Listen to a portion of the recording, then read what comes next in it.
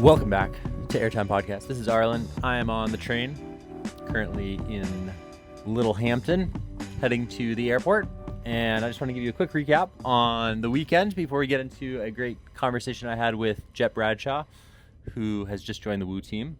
And I will see in a few weeks on a upcoming little experiment we're going to run together. But the chat this weekend was really two things. One was we just got done with a demo day at the beach in Littlehampton, which is a kind of all-in-one kite surf center. It's got lessons, it's got a cafe, it's got a viewing deck, and we had a great turnout. We had a ton of people trying kites. You know, there's just a really cool community there that has come together really around the center, and you kind of wish that you had one of those facilities at every beach you go to. Place that you can socialize, you can meet people, you can get a lesson, you can, kind of just make kiting a little more social, a little bit less about just you. And yeah, it was really fun to kind of meet people, meet the different instructors, meet different people that were there with the duotone team that was doing a demo. And yeah, it just gets you excited about kiting. The second, but really the headline of the whole weekend was on Saturday, we had about 40 knots of wind, and to have that in June is pretty rare. Like, we don't really get big storms often this time of year. And we had Aaron Hadlow, Lewis Crathern, Hugo Wigglesworth, Jake Scarce, Toby Raw. We had all the heavy hitters on the water. Max Tullett, the Luxton twins. It was full on woo stuff. And a couple of days earlier, Aaron Hadlow had broken the record for the UK that had stood for years. Lewis Crathern had the record. He had jumped, I think, 28 or 29 meters, and no one could break 30 for the longest time. And it was like the two of them, Lewis and Aaron, would go up to Scotland to try to break it. They'd wait all winter for storms to hit. But for whatever reason, it wasn't lining up. And Aaron broke it this week on Tuesday, and then he backed it up yesterday with another 30-meter jump. Hugo had a 30-meter jump as well, and Toby was the winner of the day, 32 meters. So he now holds the UK record. And Toby is kind of a unique guy. He's not a pro kiter. Toby Raw, yeah. It's not not a nickname, but yeah. That's your legal name? That's my actual name, yeah. That's hilarious. And what is your occupation? I'm like an operations consultant for McDonald's. What were you doing today? I was out in a couple of restaurants just checking the operations, and a little bit different from kite surfing down the beach. Why on a Sunday? What gets you to the office on a Sunday? It's our busiest time of the week, so it's good to see the operations of restaurants. When they're at their peak, it's how you can improve them and impact most of your customers. So yeah, it's good to get out and about. I wish I got the weekends off, but unfortunately, it's not that kind of industry. I was actually having a burger when he did the record, when he did his jump. I got a few shots of him jumping around 25 meters. It was really impressive, but given how many other riders were on the water, I didn't think that he would be the guy. And turns out Toby was the man. So yeah, fun to witness that. Really cool community here, south coast of the UK, Worthing area. And the home of Aaron Hadlow, the home of Lewis Crathern, and just a lot of fun buzz in the water. And we also had a lot of wingers and windsurfers in the water today, which it was really cool to see the kind of metrics and how they're competitive with each other. A couple of the top wingers in the world were doing front flips and 720s, and then a few of the top windsurfers were putting down some very quick 500-meter times. And yeah, it just gets you excited for all of these sports. It was one of those demos where you could just kind of grab whatever you felt comfortable trying out. And we had kiters winging, we had windsurfers kiting, we had, it was all getting passed around. Anyway, fun weekend. I'm about to drop off a handle. I've got a big air handle for Hugo that I'm about to drop off. He's in Brighton. Hugo.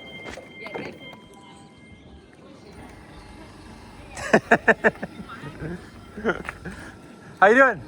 Good. There you are. Oh, wow. Oh, wow. Nice. Look at that. Look at that. See you soon. Pro. All right. That was a weird stop.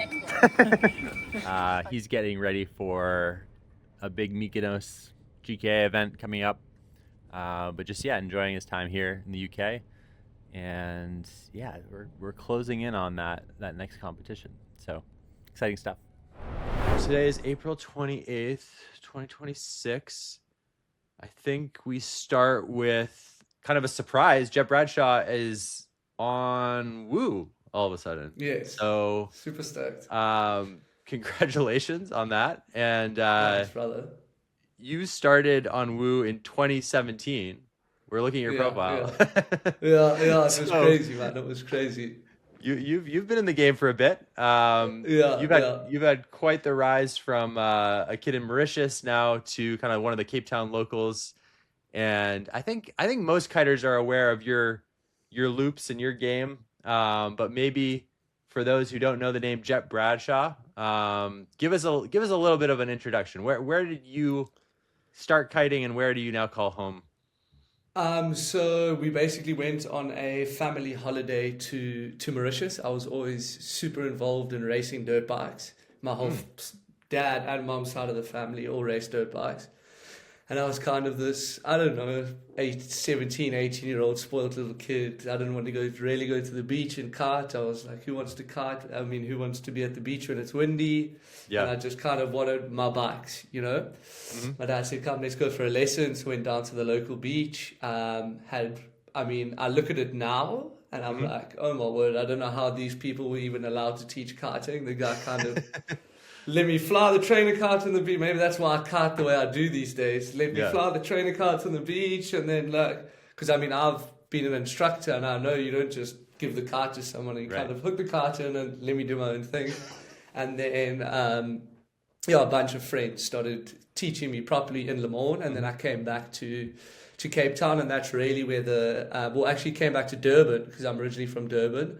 Mm-hmm. And Josh Emmanuel said to me, he's like, bro, come to, we became friends in Mauritius when I started. He said, come to Cape Town, that's where it's at. I didn't know where the best place was to kite, Yep. So I managed to find a kiting job, instructor job. I said to my dad, please, can you pay for my RKO? Because I dropped out of school. I was like, I don't know what to do with my life. I'm not really going anywhere.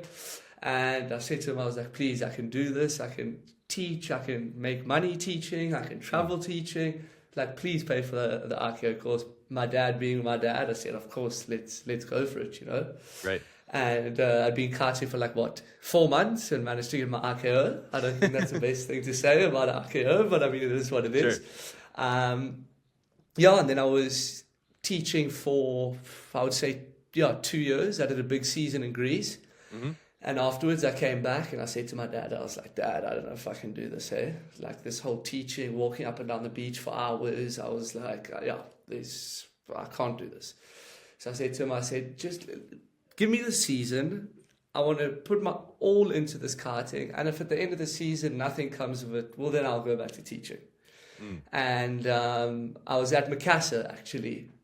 First time I'd ever been there. I mean, I didn't know any of these spots. I'm new to Cape Town. And Nick Jacobson came up to me. It's weird how it's done like a full circle now. And he came up to me and I said to a friend of mine, I mean, I'm obviously starstruck. I'm like, Nick Jacobson speaking to me. He was like, I'm going to plant a seed in your head and hopefully it grows. And I said to my mate, I'm like, how's this fucking know, bro? What is he talking about? It sounds a bit like hippie to me. I'm going to plant a seed in your head and hopefully it grows. I was like, what? That's kind of weird. I thought nothing of it. Mm-hmm. Anyway, a couple of days later, did a downwinder from Dolphin Beach. Graham and Nick sent me a message. Well, Graham sent me a message. Hey, come, because I was part of like the Dirty Habits Grom thing they had going. Come for a downwinder. So I was like, cool, get there. And Graham just opens his car with all this gear and they just start throwing North gear at me. And they're like, welcome to the team, brother. And this is like, I was like, fuck yes, we made it. Wow. So it was quite a quick process from when I started. A lot of people kind of in the industry for a while before they get noticed.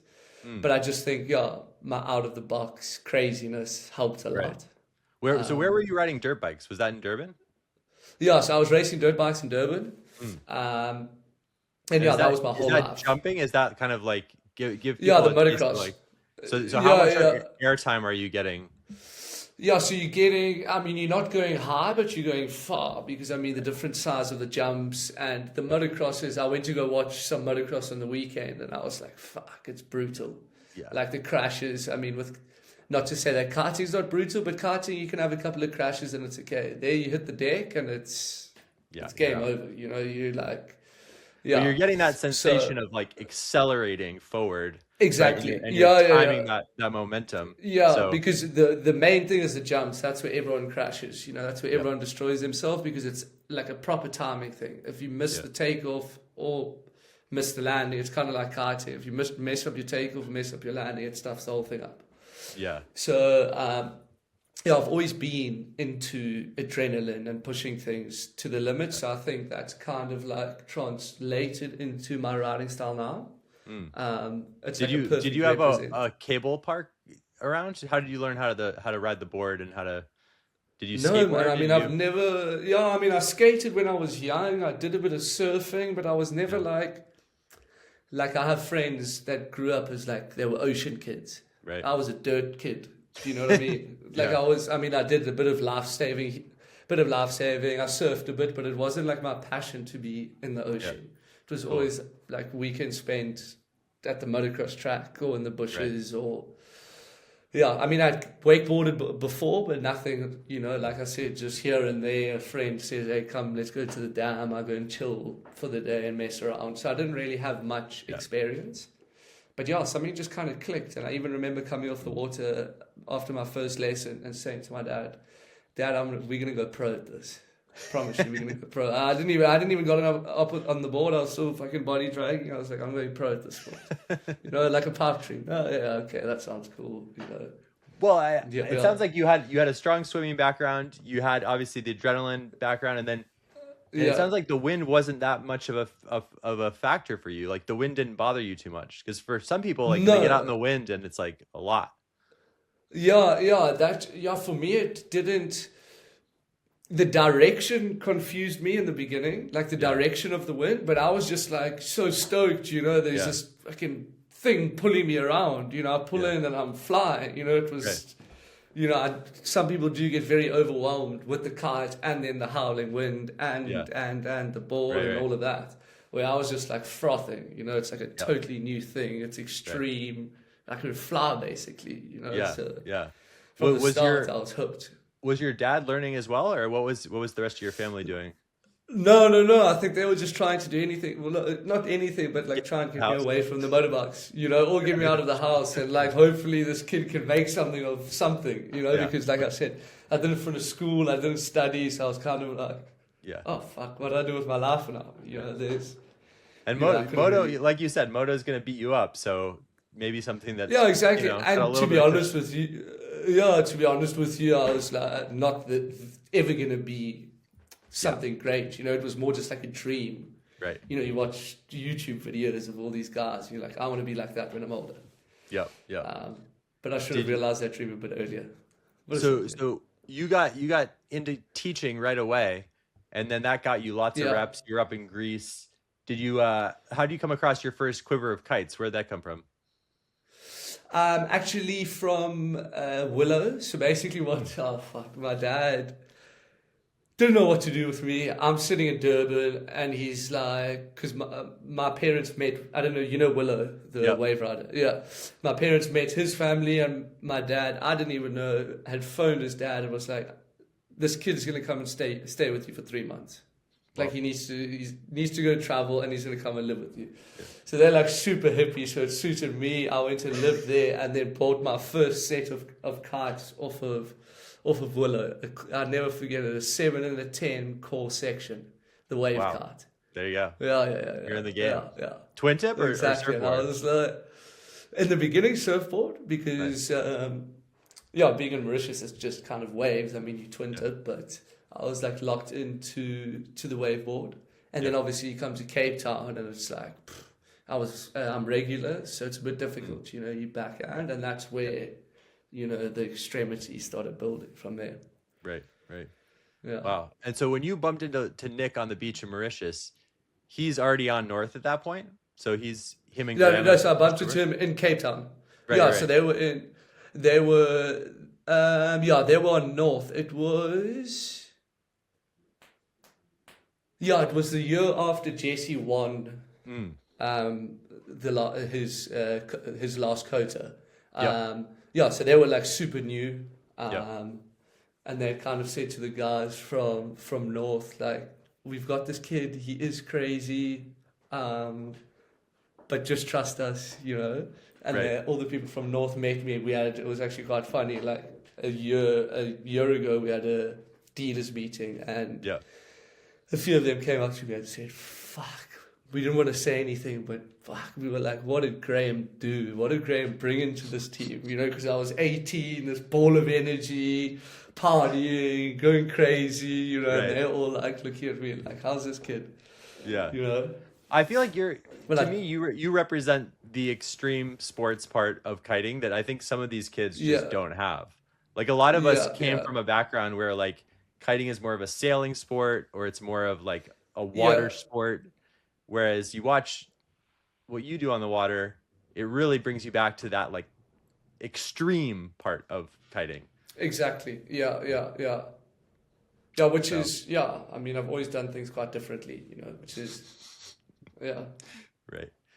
So that's a really cool moment. I mean, to overlap with Nick and Graham at that moment when they have the opportunity to bring you on and kind of, you know, develop you. And I think a lot of riders right now are looking for kids like that to start to like fill the pipeline of like, who's going to be the next Andrea, who's going to be the next, you know, Jamie. And there's kids out there that are learning to kite at 14 and 15 and like getting a really kind of head start on it almost. So I know a lot of the teams are working on like next gen programs. I know F1 has one. Which I think is super, super cool, you know. Right. So now I guess where your story goes next is that you kind of work up the ranks at North. And by the end of your time at North, you're like on the international shoot alongside Cohen, basically pushing it harder, almost harder than Cohen is on these new North kites. And it was like, it was pretty crazy to see you in Mykonos when I overlapped with you there. Cause it was like, you were the man, like you were the top dog on that shoot. I mean, Cohen obviously has his bag of tricks as well, but the clips that came out of that North shoot, with, you know, the slow-mo with the you know, the Andy Troy setup. And that was some of the best riding I think we saw all year from anyone. So, I mean, talk about kind of your progression within that brand and starting to kind of earn your respect. Did you find that was hard to do, or did it come natural? In the beginning, it was quite difficult to, I mean, when I started, you've got Nick Jacobson, Jesse Richmond, and Mark Jacobs, right, and Graham in an international team, and I'm Tom going Bridge. like, and then Tom Bridge, exactly, and I'm going, but even Tom, and I'm going, but like, how do I have to bring something different, to the party to you know, get the eyes looking at me, you know, I have to, and I always knew that from the beginning, you know, I had to bring something different to. I mean, now the whole team's changed, but I was looking at this team going, you've got Jesse, absolute animal. You've got Nick, crazy. Mark, crazy. Tom, crazy freestyle. I was like, I need to do something different. So, I mean, like I said, I got into kiting quite late, so I never really had the technicality like the other guys do, the feel of the kite. After 2 rotations, even now, I'm fucking lost. I don't know, up from down, left from right. Do you know what I mean? So I was like, I need to do something different. And I never really heard of the short lines, even when I joined North. And I went to Misty Cliffs one day and I saw Angelique.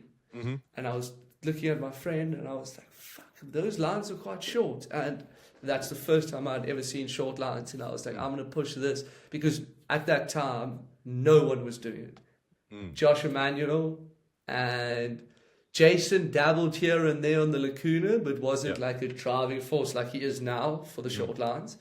So I was like, okay, that's what I'm going to do. I'm going to push that. And try and bring it into the competition somehow, because I was still kind of like, I want to compete, but I don't want to do what the guys are doing in the competitions. I want to do something different.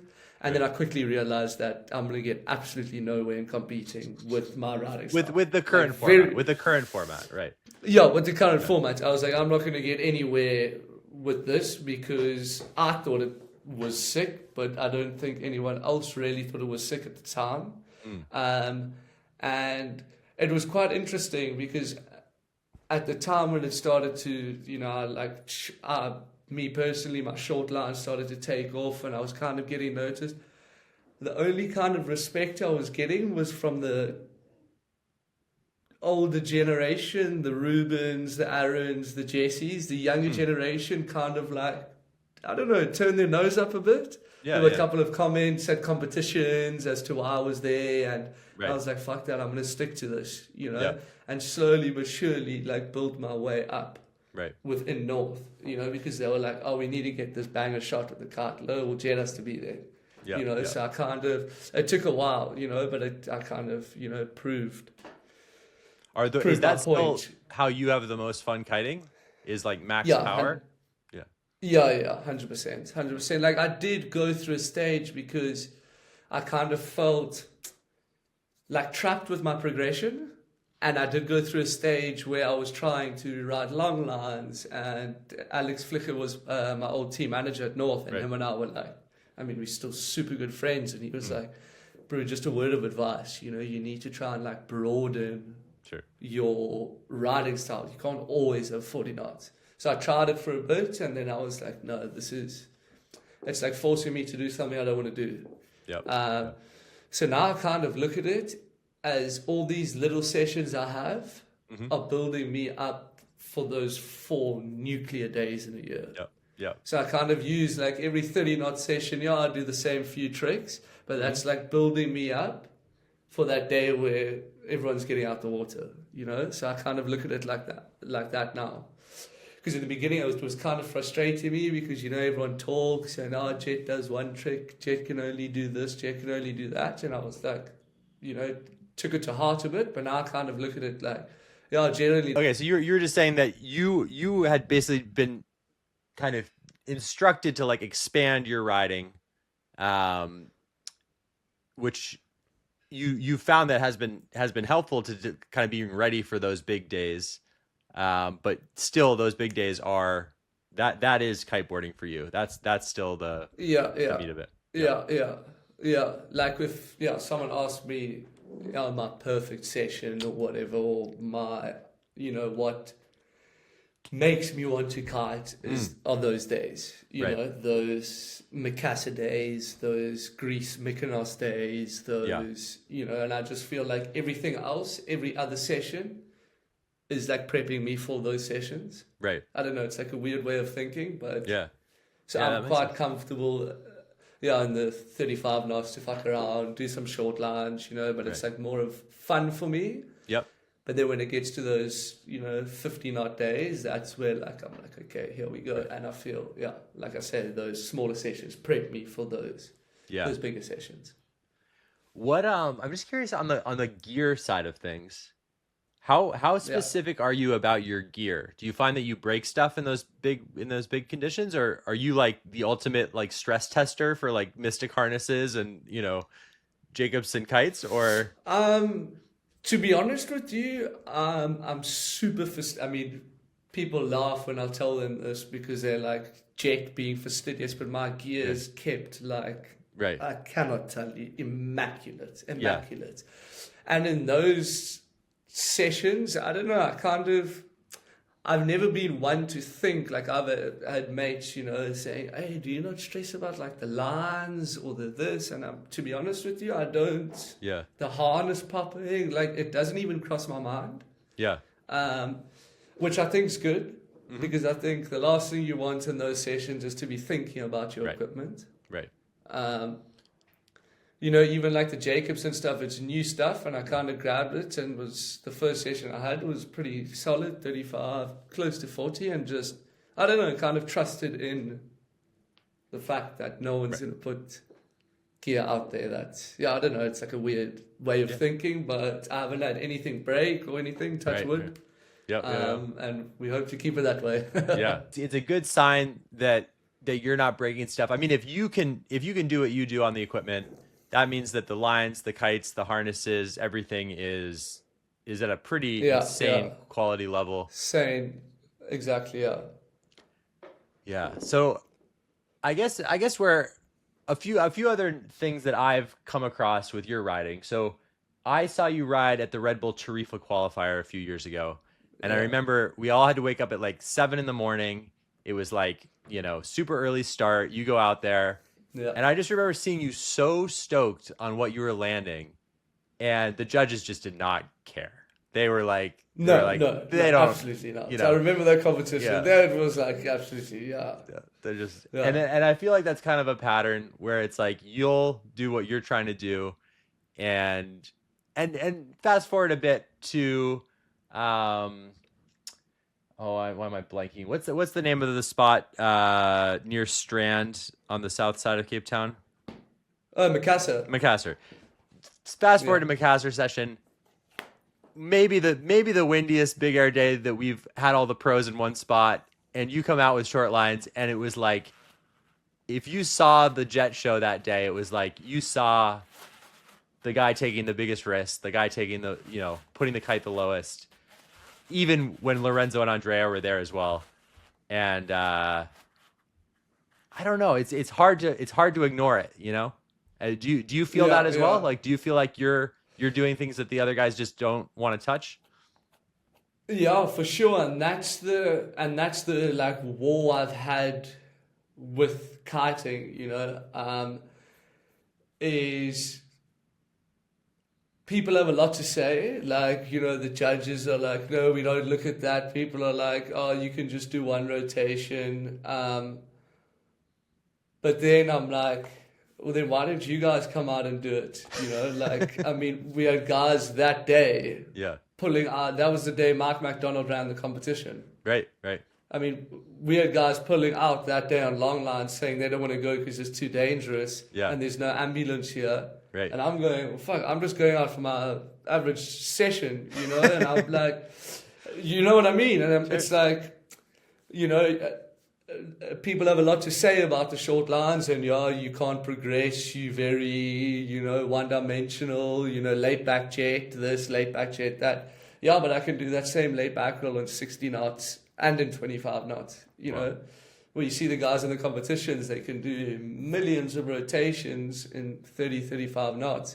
But when it starts to get to 45, 50 mega loop challenge style, it's like one rotation max, with the board off. Right.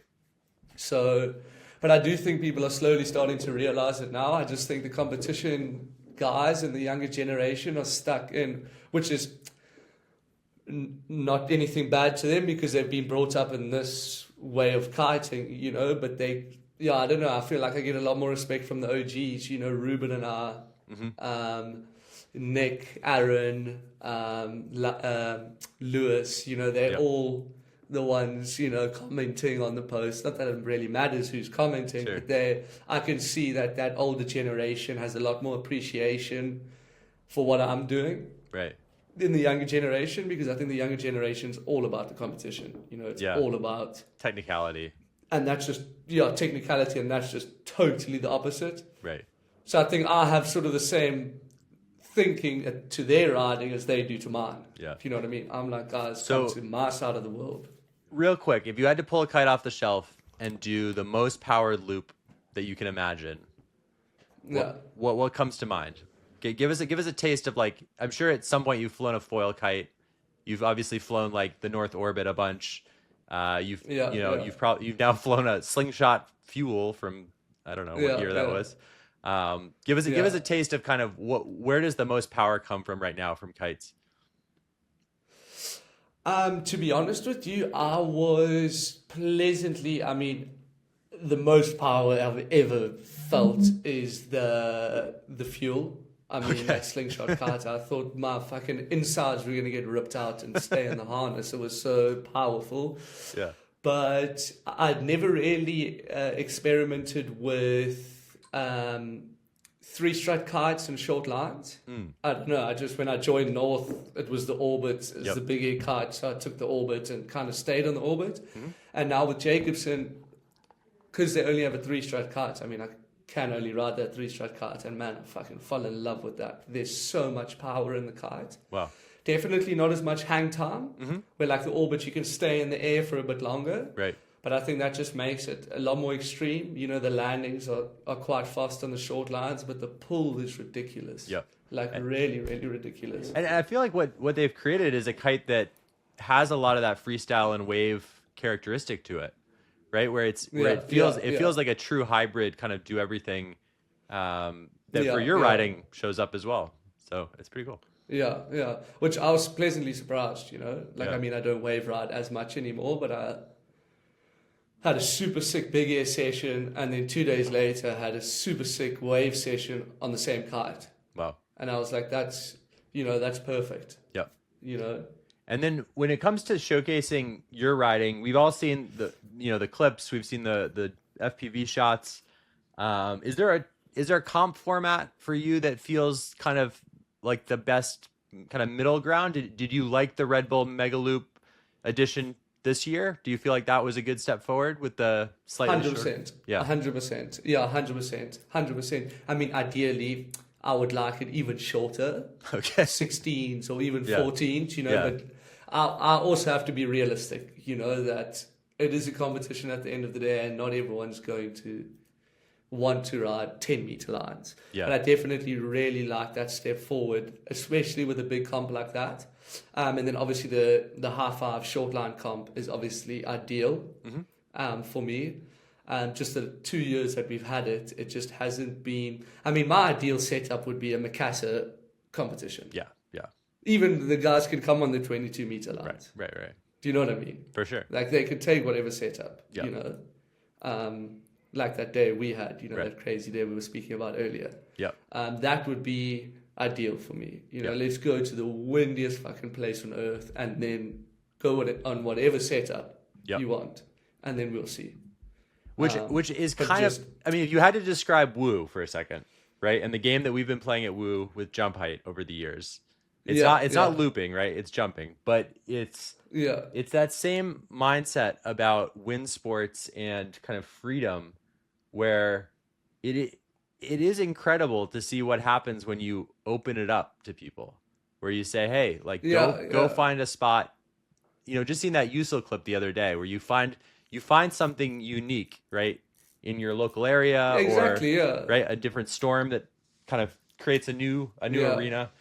Nothing is repeatable really in this sport. There's no constants. So because I think where Woo is going is we want to keep pushing that kind of open exploration to the game, but we just want to give people a bit more to dive into than just simply who jumps the highest. And, the highest, exactly. Right. Yeah. And I think with kiting, we have so much more to offer than just jumping high. Right.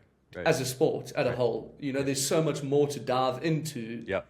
I mean, jumping high is like scratching the surface of what you can dive into. Yep. You know, angle of the kite or fucking whatever, you know, how many, like there's just so much to go into, which is so cool. You know, it feels like the start. Yeah. You know, when you were teaching lessons, do you keep up with those students? Do you still have relationships with some of the people that you taught to kite? Yeah, there's two guys that I still speak to. One guy I speak to on Facebook, and then another guy moved to Cape Town. Mm-hmm. And what Italian guy moved to Cape Town, and I see him all the time. We kite together and that, and I taught him literally from first piloting. Wow, that's it. Yeah.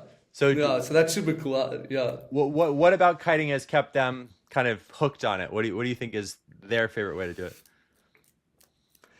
Well, this guy, he really likes, he doesn't jump, he doesn't do anything, he just digs going upwind, downwind, sidewind, fucking everywhere. He just what kind of board? What, is he on a twin tip? No, he's on a twin tip, but he Okay. just loves you. I'll sometimes be kiting, and I'm like, oh, there's someone by the ship, and his name's Ferdinando, and it's Ferdi. They're kiting by the ships.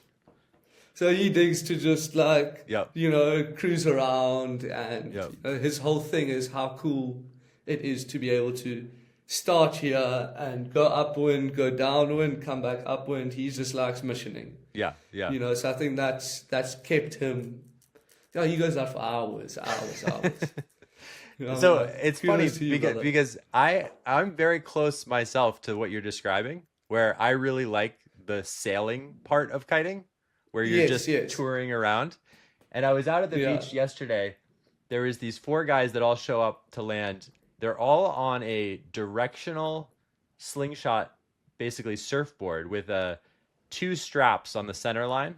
So it's basically like right on the middle of the board. All 4 of them are on the same setup. And it was almost like they were going out to windsurf, where they were like, we just want to nuke as hard as we can. In flat water, kite low, powered, just ripping the flats. That was kiteboarding for them. And it was why not? Why, like, you can do that as well. Yeah, it's so cool to see how everyone, I mean, us as pro riders in the big air thing get so consumed by strong wind and high jumps and going crazy, and there's like a whole nother world out there. I mean, I met a guy in Spain who, when there's wind, kite foils 80 to 100 kilometers every time he's able to kite if there's wind. Wow. And I'm going, fuck, man, that's quite cool. Yeah. You know what I mean? That's like a whole tour you go on. And you think about running, it makes you like running has the same spectrum, right? Where some guys are training the 100 and some guys are doing ultras, and it's exactly, which is cool. Yeah. So I've come to really appreciate that about kiting, and also winging and parawing and the whole other world of wind sports, is that it's really up to every individual what they think is the best for them and what fits their location. Do you have chop? Do you have surf? Do you have strong wind? Like what are you working with? Because it's all worth trying. It may not be your favorite, but it's all worth trying. Exactly, and that's what I've realized, as I've evolved in my career, is that, I mean, I'm not old, but maybe as I'm getting older, I'm starting to enjoy. I dig when it's light wind, jump on a foil and go foil, and if there's waves, go wave ride. Where when I first started, it was just like big air, big air, big air, big air, big air, big air, big air, which is cool. I mean, that's still where my heart lies, but it's cool to do the other stuff, Yeah.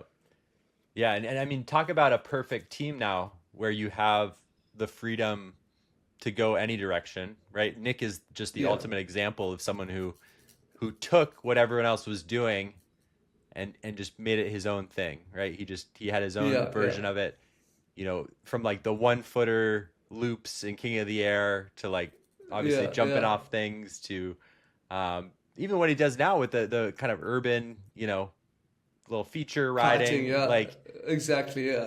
It's just like, it's must-watch TV every time he hits the water, because it's like totally differently. So no, and it's super cool partnering up with him, because I mean, you must hear when we're on the phone, it's like, why do we get a crane? No, why do we get a crane? And then he's sending me diagrams of a seaplane taking off with a kite getting towed behind. He's like, we should go to a place that can do that. Yeah. And we just like, it's super cool to... And not once have we spoken about me entering a competition, which I love. Except for the short line comp where you hurt your foot. Exactly, I destroyed the ankle, And he was so chilled about that. I was on the mountain, I was like, I might just live here for the rest of my life, so I don't have to face the music when I come back and tell him I've destroyed my ankle. So, and he was like, oh, shit happens. Which is cool. It's nice to be around those type of people, where they take it seriously, but there's also that fun aspect to it. Right. Wow. Well, what's your priorities this summer, like North America summer, or Northern Hemisphere summer? You just finished up a Cape Town season, and you're coming up to Europe. Nick and the crew are working on, the future of that brand. Are you still involved with Mystic as well? Yeah. Is that part of your deal? Or are you independent? Yes, yeah. So I'm still part of Mystic. Mm-hmm. So we've got a couple shop openings, like new school openings coming up. Yep. And then I'm pretty free, like end of May, and I kind of just want to travel to cool destinations. Yep. Windy destinations and just shoot. I mean, I'm all about shooting content these days. Like, that's what I really, really enjoy is the content creation. I mean, I could sit with videographers or photographers for hours and create, get sick angles and that. So, and just kind of show people a different, funner side of kiting. Right. Not a funner side, but like, I feel like everyone's so locked in the world's firsts and the world record height jump, which is cool. Don't get me wrong; it's really cool to see how the sport's progressing. Yeah. But I think sometimes people can, I don't know, it feels so far away from them, right? That they can't really relate to, and I want to kind of, put stuff out there that people can relate to. What are some of, if you were to look at a map right now, give me some of your spots that you might have a weather alert on for 40 knots. At the moment, well, like this time, I got really lucky with the UK 2 years ago. So I'm going to go meet up with Tom Court, like towards the end of May, and go stay with him, and hopefully like Ireland, Scotland. And then there's always Tarifa. Right. If a good forecast comes, I love that spot. That's kind of where my short line journey started. Where it took off, and I kind of got noticed for the first time. So I love that spot. When the Levante comes through there, it's it's something. Yeah, it's something. Just because the conditions are so gnarly as well. It's like 45 knots and gusty as hell and flat water sometimes. Maybe a small kicker. So it's all just offshore wind, so it's all just like kind of a recipe for disaster, but I kind of like that as well. What I love about Tom's approach is that it is really a content first, like YouTube almost as his like guiding North Star. And as a fan and as like someone in the community, I get to watch his sessions and see, all the behind the scenes, all of the highs and lows of, whether it's foiling or kiting or whatever he's doing. And that is how kiting used to be, right? Like when it was the freestyle era, it was all about dropping your 5-minute edit after your Brazil trip or after your trip, and you never see that stuff anymore. Yeah, I mean you do, but it's not. I don't know. I feel like it's a bit too serious now. Right. Like I want to see the guys actually living it, having beers on the beach. Sunset. Like all of that good stuff. And it takes a bit of teamwork, right? Like it's way more fun to do that content when you have 2 or 3 people, a crew, on the same wavelength. The same mindset. They're there for a good time. You're there for a good time. So you guys will be a force if you roll up in Cornwall or in wherever. Exactly. Exactly. Forecast. That's the goal. Yeah. Sam Light as well down the road from Tom. So yes, exactly. Yeah. So it's there's quite a cool crew there. Right. And there's a younger generation as well. There's the Max Tullets and the Max Tullets and Have you met 2 brothers that ride for Slingshot? Right. Well, they're actually, I think they're on Duotone now. They're Duotone. Yeah, I think it's Alfie and Luxton twins, Alfie and yes, Archie. Exactly. They are in Exmouth, and they are that same energy of like whether it's surfing, freestyle, big air. They've just got they got all the support, with dad and with the family there, and it's really cool. It's like I'm surprised that we don't see a dozen of those more in of the UK. it. Exactly. Right? Yeah. Good people to support. So exactly. And bringing it back to Woo a bit, like all the spots that you're talking about, right? Like all that stuff's in the app. It has a kind of a history of different riders that have gone to those spots and posted sessions and just connecting with the people. If you get a chance to connect with the people and use that resource to just find, hey, who's been riding here? That's been if there's one thing about Woo that's really stuck with me, it's like the connection to the people at all of these different locations, the locals, exactly. They all have stories. They all have insight into, conditions and best time to ride and where to go for dinner. And so I don't know, there's a lot there. And I'm excited to see kind of what you do with Woo going forward. I'm super excited. It's like, joining Jacobson was a huge change, but joining Woo has given me this like newfound way of looking at kiting in Yeah. a way, which is like super exciting for me. Yeah. There's so much, more to do to, discover out there with Woo. So I'm super keen. And we haven't really like laid it out to the audience yet what we're working on, but as we get into kind of this next generation of Woo, whether it's your most extreme riding or it's maybe something a little more experimental and mellow, it really will come alive in the next generation. And I think when I look at the team that we're starting to put together with, Vanderspay, with, even what Clement does in big air, and some of the doubles and triple loops that he's trying, and all of these characters, they bring some energy and some kind of like inspiration to this sport. And each one of them is so unique. Right. You got Jason on the fucking super short lines, me on the short lines, Clement on the triples, quadruples, Right. that train. It's so like cool the mix. Yeah. It's like, and then you have all the and then different puzzle pieces. And then we have everyone else that's active on the app. And if you take a moment and you follow some of the folks that kite, like say 100 days a year, 150 days a year, those characters are some of the most interesting people. They maybe they've retired to kiting, maybe they've just live in Florida or in Italy, and they have a foil and they just get out there session after session. But it really gets you stoked, like as someone who's invested in the equipment and like wants to make this sport kind of more of a regular practice. It's there's just so many different people to draw from in the Woo app, in the community. So yeah, I hope it finds you.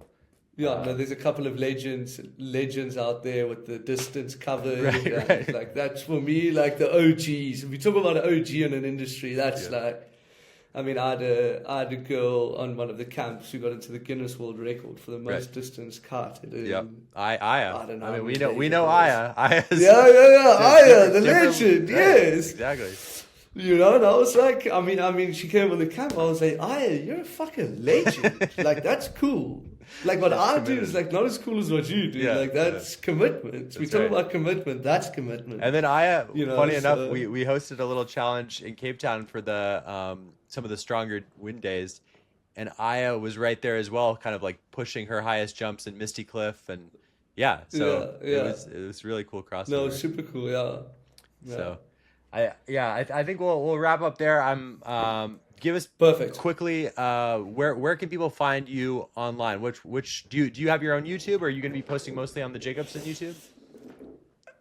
So at the moment it's going to be on the Jacobson YouTube, but when I go to Europe now, I will be starting up the vlogs. I did one or two in the UK, but I just wasn't kind of in the mindset for that. But now I'm super keen to get the vlogs going on YouTube, and then on Instagram, Jett Bradshaw _ That's where I'm at the most, and then a couple of TikToks get posted here and there, but that's mainly for the running. Cool. Instagram is where it's at. Yeah. Thank you for the time today, brother. Thank you so much. That was epic.